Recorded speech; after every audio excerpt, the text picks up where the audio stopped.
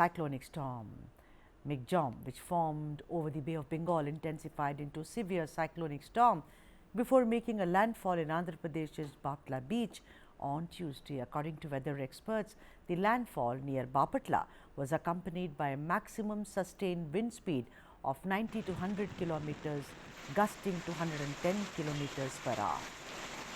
The weather system was predicted to move northwards parallel and close to South Andhra Pradesh coast and cross South Andhra Pradesh coast between Nellore and Machilipatnam.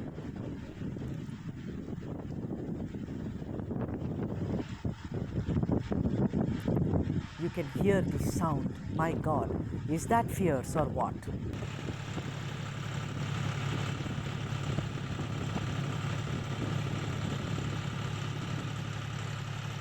The result was, of course, heavy rainfall in Tamil Nadu and Andhra Pradesh for the past 48 hours and rescuing nearly 9,450 people from low-lying areas to safety.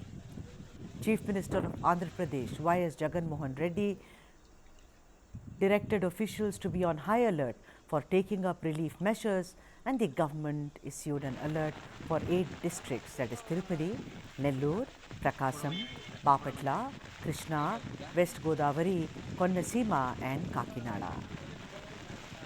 The cyclone created havoc in Tamil Nadu, with at least 8 who have been reportedly dead and several who have been stranded.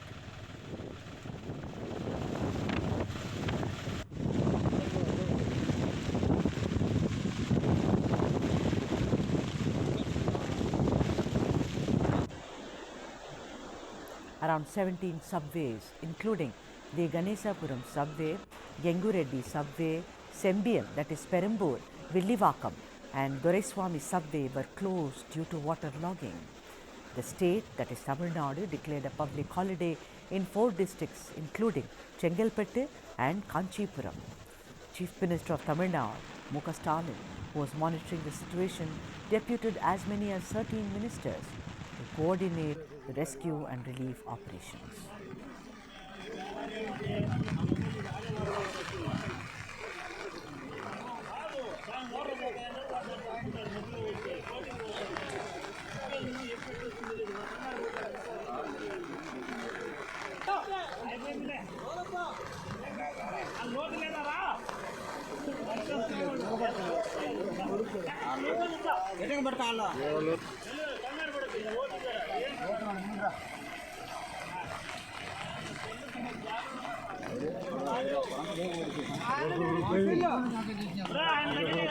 About 350 boats were mobilized to evacuate people from inundated areas.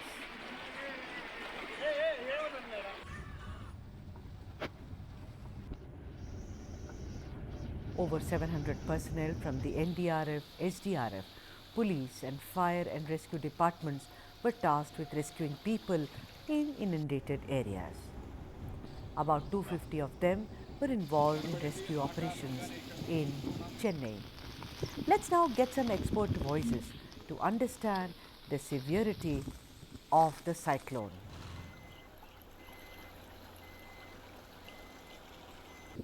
In the studio with me, Dr. Naveen Kumar Bhatnagar, retired DIG of NDRF.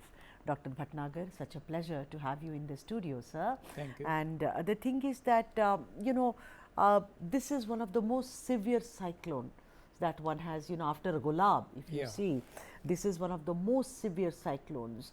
So the point is that, a lot of people, this is a natural phenomenon, Dr. Bhatnagar. It's not that it's anything that human beings can avert. So talk to us about how severe this cyclone has been, sir. Yeah, it was having the speed of 110 kilometer. Okay. So really it's severe. So when it was landfall near Machilipatnam, so the speed became up to 90. So impact of that cyclone was too high, because you know that the particular area of coastal area, it amounts to be a red zone area up to 500 meter. Sir क्यों red zone क्यों कहते हैं? Red zone means immediately a heavy impact will be there because Oh. yeah, it's coming like A swirl. swan, Ah. and immediately when it tilt to Yeah. the particular area, so complete area washouts, अच्छा. Okay. wipe out, Okay. wipe out. So it's a red zone, and having the water molecules with it, so heavy destruction becomes with this impact. So red zone, then the impact comes under after that up to 2 kilometer, it is orange zone. So our priority becomes that to evacuate the people, especially from the red zone area. So in the coastal area, what we found that most of the articles are there, like your vessels, your boats, ships, and paddies, and other kacha pakka jhopdi and all these things. These all are being vanished with the impact of this thing. So after that, people who are living in the pakka houses means in the But your priority will be to move people from low-lying areas. low-lying area. For instance, 9,450 people, ladies and gentlemen, Shifted. so far Yeah. have been shifted. They've Yes. been evacuated, Ji. and I think that is that is one of the primary things that the NDRF does, or even the SDRF. Yeah, That's what both कि low-lying areas से लोगों को shift कर दिया shift जाए. करना है, and it's a prime duty of the state government as well and on the advice of NDRF and SDRF, they are being shifted to the safer place on the rescue centers which was declared by the government, and with the complete amenities. They will not find any type of this thing. Medical is there, food is there, residential and other things are there. What about medical also? Medical means the First aid. Your first aid means all the type of makeshift hospital, you can say. Okay. Yeah, and this your food and other items are also available there, and to give all the shelter arrangements is required. They are being given. So as far as NDRF and SDRF is concerned, we are concerned about the safety of the people.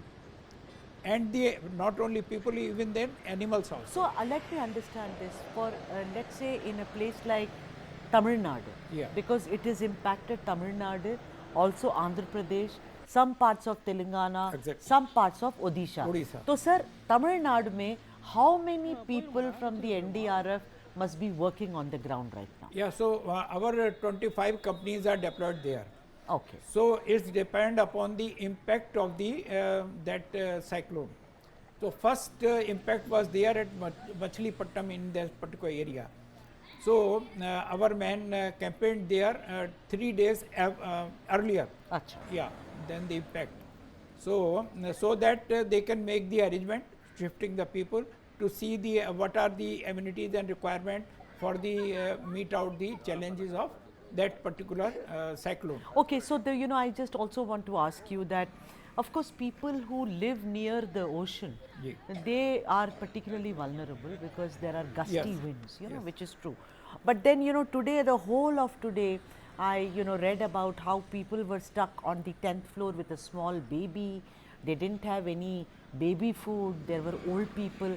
Now, in all this, does NDRF come or the local police and authorities? Actually, there is a nodal agency Haan ji. of the state government under the leadership of commissioner or the district magistrate or whatever it may be. So under them, NDRF, SDRF and Navy and other agencies are working. So before that, all the arrangements has been made by the state government as per the NDMA Act and Policy 2009. And because I am the man Yeah. who was the first introduced this NDRF in Okay. 2004 and 5. Oh, all right. So already we have given the adequate training to the all the coastal area people, and regularly we are giving the training with the help of the state government, as well as the shelters and the funds they require. So from the NDMA and with the chairman of this NDMA is Mr. Modi, PM. Oh. He is the chairman of NDMA, and he is keeping close watch on the all the this thing happens in country, and here especially the coastal area. So he is giving the adequate fund also for this purpose, and state government with the advice of the NDMA, and they are making arrangements so that there should not be any loss of human being or the animal. Yeah. But regarding this your paddies and trees, light, bijli, pani and all these things, it's a after effect. We can't do anything. We can do after effect, and it may take nowadays it may take only 24 to 20. So, Dr. Bhatnagar, tell me something. Your teams are always present in areas where a cyclone hits much before when the cyclone hits? Yeah. I mean, if it is predicted to hit on a Tuesday, you will perhaps park there yourselves there on a Saturday itself? Yes. 2 days, 2 or 3 days earlier. And you work in close association with the state government? With the state government. All right. So, I also want to ask about the language issue and all that. So, the state agencies help you, the SDRFs help you? Yes, SDRF and state agencies helping, and moreover English is the main language throughout the India which can be communicated, a means of communication. So, our NDRF people are well versed about the English as well as the local language also, because our teams are being placed in such a way that we know local languages also. What becomes very challenging in a cyclonic situation for you? Challenging means there is a challenge to our life also. Of course. Yes, but we are so trained that we can save ourselves and to the other people also. And we have the modest and well equipped with us. Equipment, the latest equipments we are having, and we can save ourselves as well as the people also. In day and night, both the time, we have the adequate lighting arrangements, boat, jackets, and other items also which are required for the rescue operations. So, we are using these things and we are saving ourselves and people also. Just hold your thought there. I am being joined by Dr. J. Radhakrishnan, who is Commissioner, Greater Chennai Corporation, Tamil Nadu, on the phone line. Dr. Radhakrishnan, vanakkam. Vanakkam, madam. So, tell me something, is the situation under control? Because there were scary scenes which were being reported, particularly from Chennai and the adjoining areas like Kanchipuram and Chengalpet, sir. I would like you to please, for the benefit of the viewers and for all of us, to just give us a lay of the land, as it were, Dr. Radhakrishnan. I'll tell you, first thing is that, the worst seems to be over because, till yesterday, early morning, 2 o'clock, we continuously had a rain.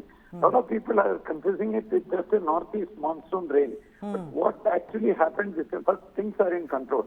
We have pockets of challenges, which I'll refer to you now, later. But the rain main cause was that we are used to regular rains during the season. This time, this particular cyclone got stationed just around 100 to 150 kilometers, and for 36 hours it was very slow moving, and it led to huge downpour where we got what we normally get in this 3-month season. Almost 40% of that rainfall happened in these hours. Having said that, till yesterday, the second challenge because of the cyclone-linked rain was that we have only 4 outlets. There may be 3,000 odd kilometers of stormwater drain, 33 micro canals, 14 other canals, Buckingham Canal, and 3 rivers. But as far as outlet goes, there is one Nellore Creek, Adayar, Kuvam, and 4 there is a Kovalam Creek. Right. So all these 4 areas, the sea waves ensured that there was no flow to the sea. All this rainwater plus this water within these canals could never reach. That led to unprecedented,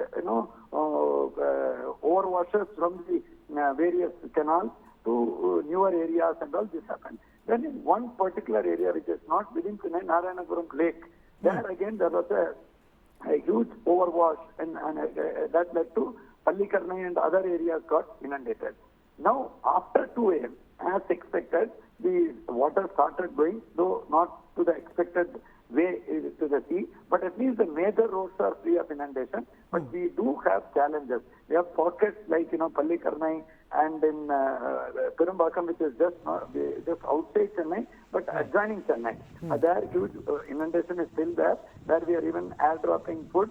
Plus, we are also having challenges in West Mangalam and Venus Colony, and central parts of Chennai, select pockets are there, plus northern parts of Chennai, Voltax Road areas, we had these challenges. So that also we expect that in the next 2 or 3 days, we should be able to overcome those challenges and try to get it cleared. After that, there will be huge challenges, removing the slush, debris, and also look at public health activities.